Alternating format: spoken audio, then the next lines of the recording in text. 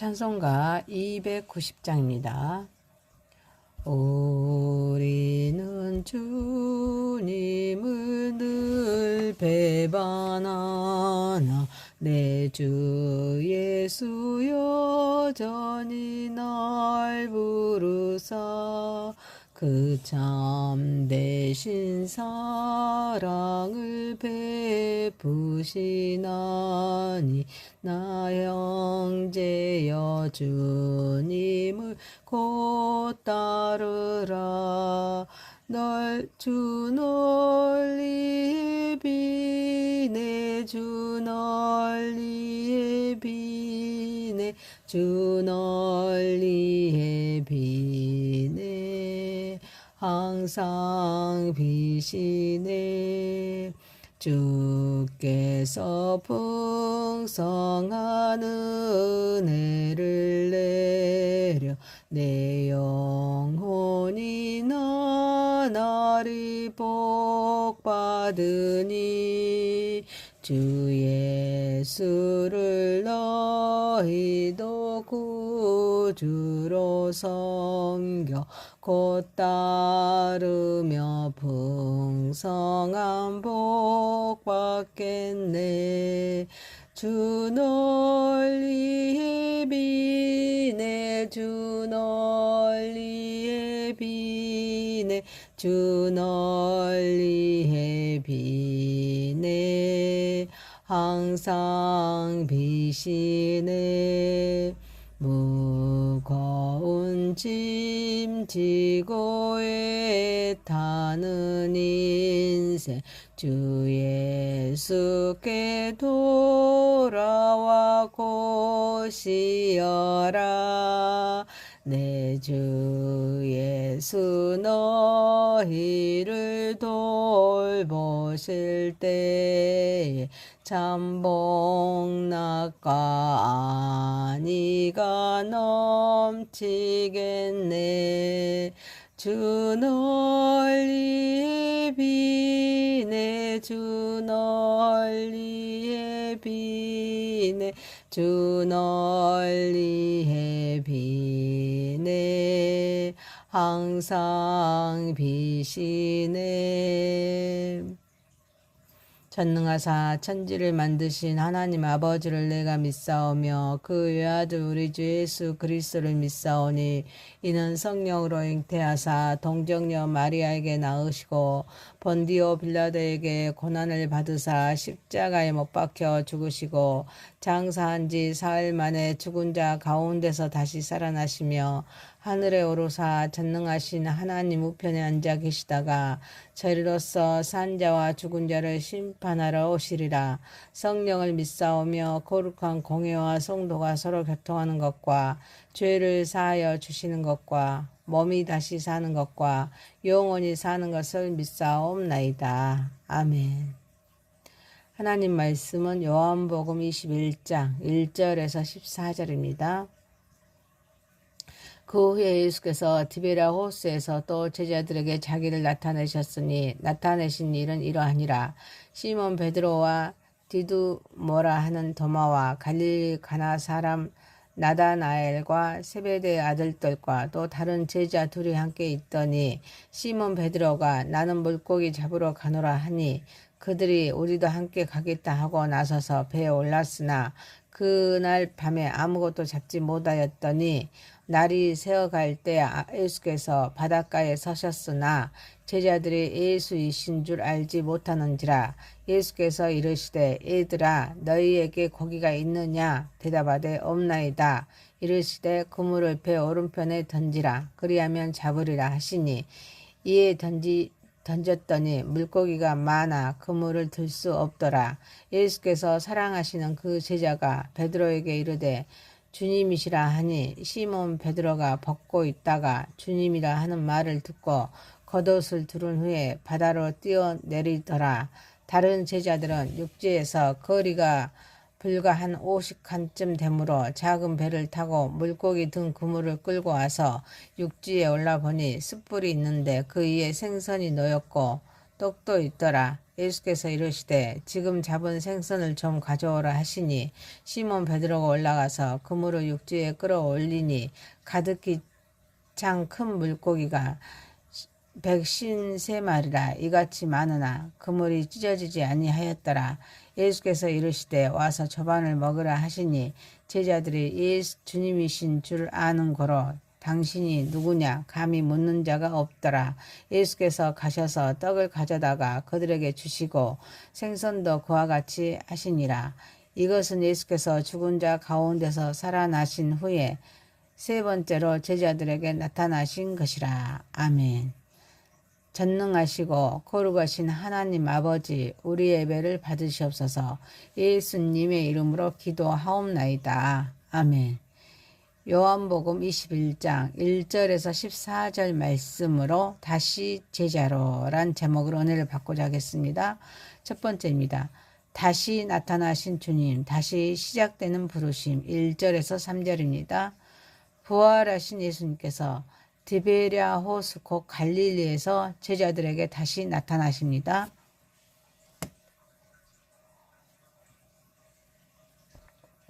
그러나 제자들은 여전히 사명을 붙들지 못하고 결국 옛 삶인 어부의 자리로 돌아갑니다.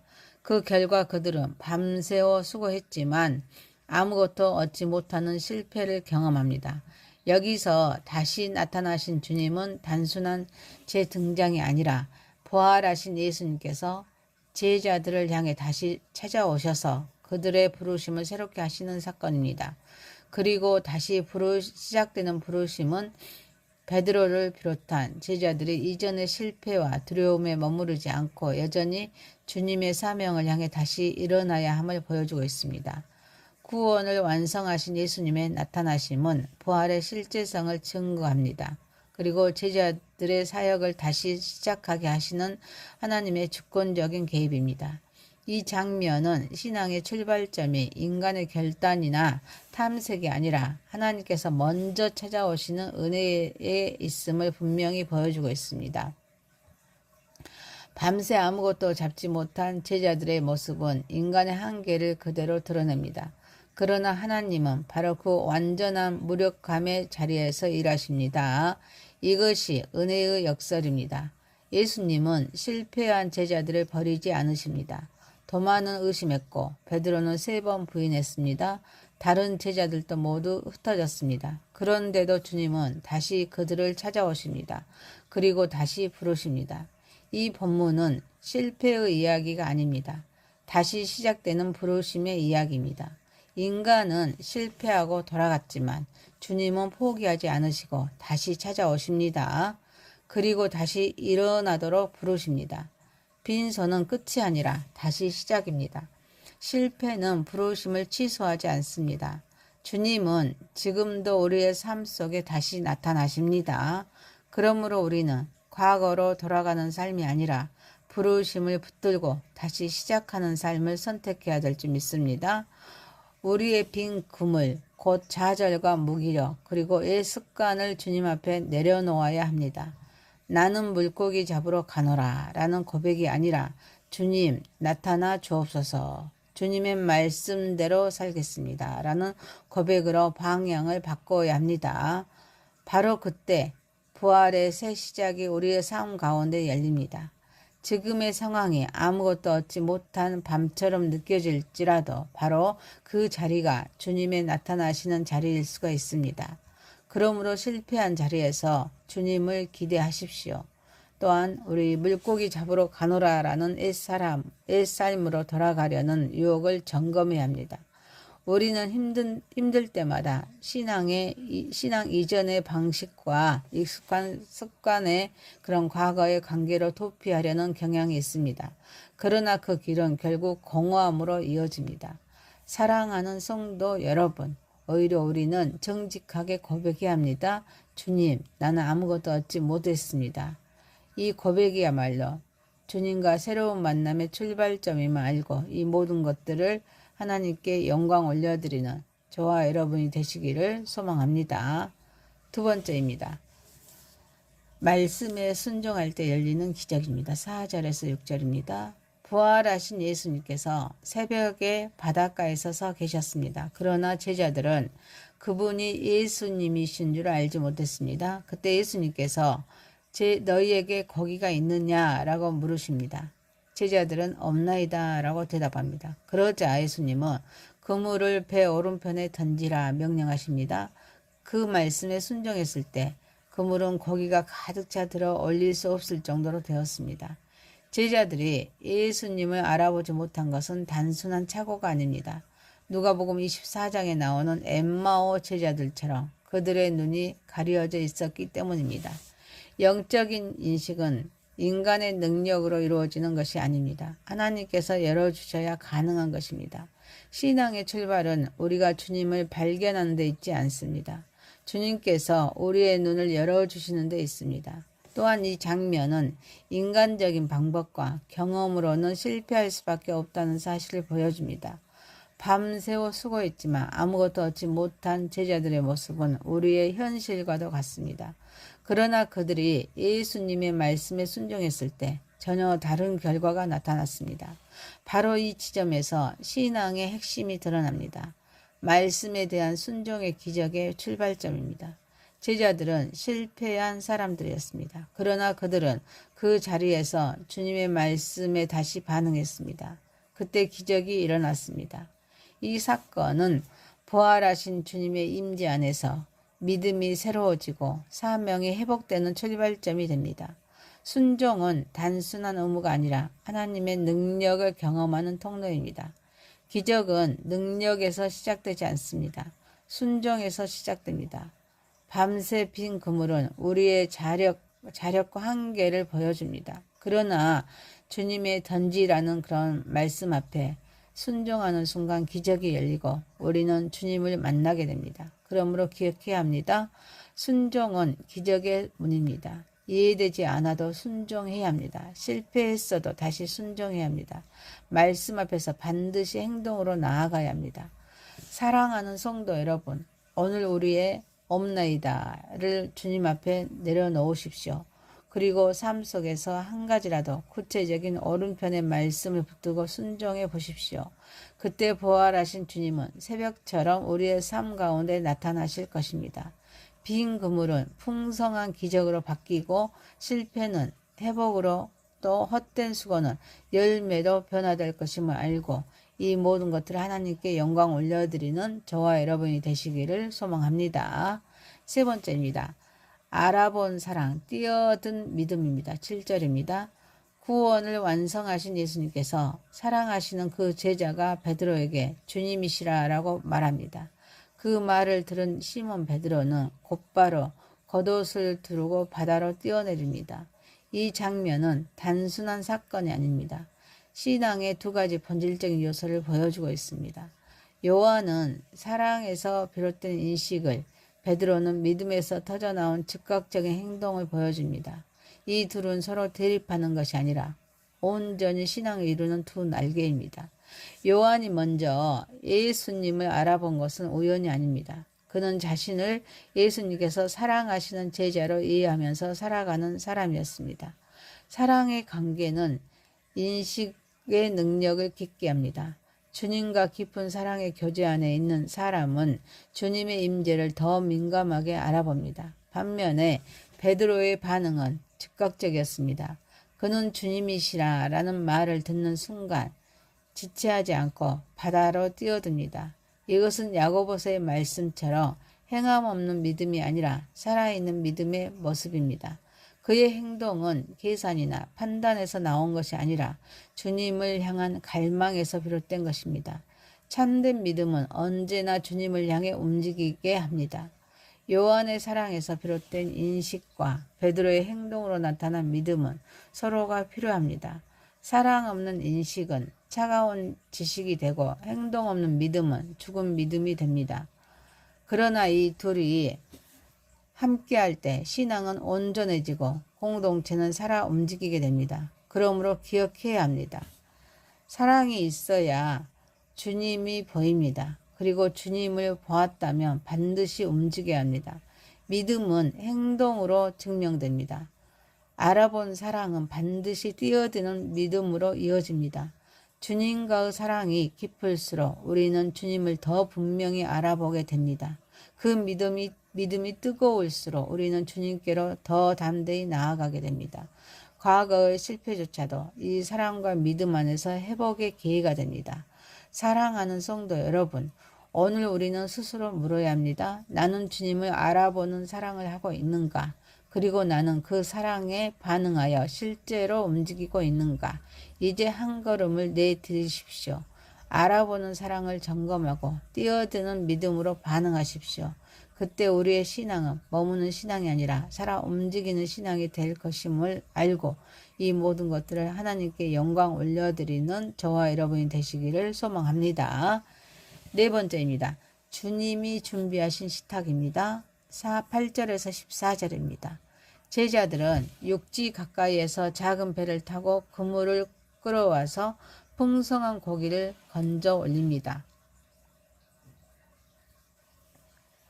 그러나 그들이 육지에 올라왔을 때 이미 그들을 기다리고 있는 것이 있었습니다. 바로 숯불 위에 준비된 생선과 떡이었습니다. 구원을 완성하신 예수님께서 친히 식탁을 마련하고 계셨던 것입니다. 이 장면은 단순한 식사가 아닙니다. 주님이 준비하신 식탁이라는 깊은 영적인 의미를 담고 있습니다. 이 식탁은 부활하신 예수님과의 교제 그리고 공동체 회복을 상징하고 있습니다. 여기에서 세 가지 중요한 흐름이 있습니다. 첫째는 주님의 선행적인 준비입니다. 제자들이 아무것도 준비하지 않았음에도 불구하고 예수님은 이미 숯불과 생선과 떡을 준비해 두셨습니다. 이것은 전적인 은혜입니다. 우리의 준비가 아니라 주님의 준비가 먼저입니다. 둘째로 우리의 참여입니다. 예수님은 지금 잡은 생선을 좀 가져오라고 말씀하십니다. 이는 우리의 수고를 무시하지 않으시고 오히려 그것을 기쁨으로 받아주시는 사랑입니다. 은혜는 일방적이지만 동시에 우리를 참여하게 하는 관계적인 은혜입니다. 세 번째입니다. 주님의 섬김입니다. 구원을 완성하신 예수님은 친히 떡과 생선을 들어서 제자들에게 나누어 주십니다. 주님께서 섬기시는 이 모습은 단순한 행위가 아닙니다. 임마누엘, 우리와 함께 동행하시는 우리 하나님, 임마누엘 곧 하나님이 우리와 함께 하시며 우리를 돌보시는 사랑의 구체적인 표현입니다. 풍성한 고기와 떡은 단순한 물질적인 공급을 넘어서 생명과 축복을 의미합니다. 이 식탁은 제자들의 실패를 회복시키고 다시 사명으로 나아가게 하는 준비의 자리입니다.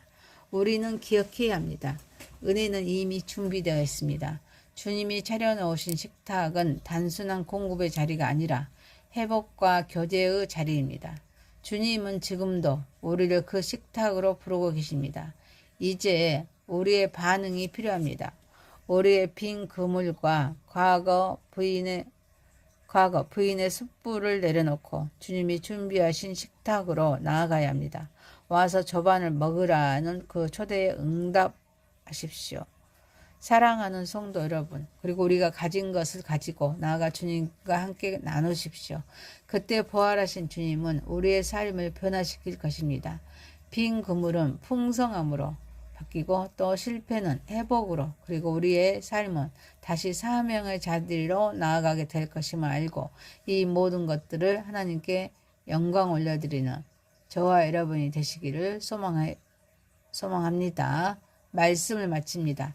요한복음 21장 1절에서 14절 말씀으로 다시 제자로란 제목이었습니다. 첫 번째, 다시 나타나신 주님, 다시 시작되는 부르심. 두 번째, 말씀에 순종할 때 열리는 기적. 세 번째, 알아본 사랑, 뛰어든 믿음. 네 번째, 주님이 준비하신 식탁. 기도드리겠습니다. 전능하시고 거룩하신 하나님 아버지, 우리는 정직하게 고백하게 하옵소서. 주님, 나는 아무것도 얻지 못했습니다. 이 고백으로 주님과 새로운 만남의 출발점이게 하옵소서. 오늘 우리가 우리의 없나이다를 주님 앞에 내려놓게 하옵소서. 우리의 삶 속에서도 한 가지라도 구체적인 하나님의 말씀에 오른편의 말씀을 붙들고 순종하며 나아가게 하옵소서. 부활하신 주님은 새벽처럼 우리의 삶 가운데 나타나셔서 빈 그물은 풍성한 기적으로 바뀌고 실패는 회복으로 또 헛된 수고는 열매로 변화시켜 주옵소서. 오늘 우리는 스스로 물어보게 하옵소서. 나는 주님을 알아보는 사랑을 하고 있는가? 나는 그 사랑에 반응하며 실제로 움직이고 있는가? 나는 이제 한 걸음을 내디디며 한 걸음 한 걸음 주님께 나아가며 살아가게 하옵소서. 알아보는 사랑을 더 점검하고 뛰어드는 믿음으로 반응하면서 살아가게 하옵소서. 우리의 신앙은 머무는 신앙이 아니라 살아 움직이는 신앙이 되게 하옵소서. 우리가 가진 것을 가지고 한 걸음 한 걸음 나아가 주님과 함께 나누며 살아가게 하옵소서. 부활하신 주님께서 우리의 삶을 변화시켜 주옵소서. 빈 그물은 풍성함으로 바뀌고 실패는 회복으로 우리의 삶은 다시 사명의 자리로 나아가게 하옵소서. 주님께서 이미 식탁을 준비해 두신 그 식탁에 앉아서 하나님께 영광 올려드리게 하옵소서. 예수님의 이름으로 기도하옵나이다. 아멘. 하늘에 계신 우리 아버지여, 이름이 거룩히 여김을 받으시오며 나라에 임하옵시며 뜻이 하늘에서 이룬 것 같이 땅에서도 이루어지이다. 오늘날 우리에게 일용할 양식을 주옵시고 우리가 우리에게 죄 지은 자를 사하여 준 것 같이 우리의 죄를 사하여 주옵시고 우리를 시험에 들게 하지 마옵시고 다만 악에서 구하옵소서. 대개 나라와 권세와 영광이 아버지께 영원히 있사옵나이다. 아멘. 찬송가 290장입니다. 우리는 주님을 늘 배반하나 내 주 예수 여전히 날 부르사 그 참되신 사랑을 베푸시나니 나 형제여 주님을 곧 따르라. 주 널리에 비네 주 널리에 비네 주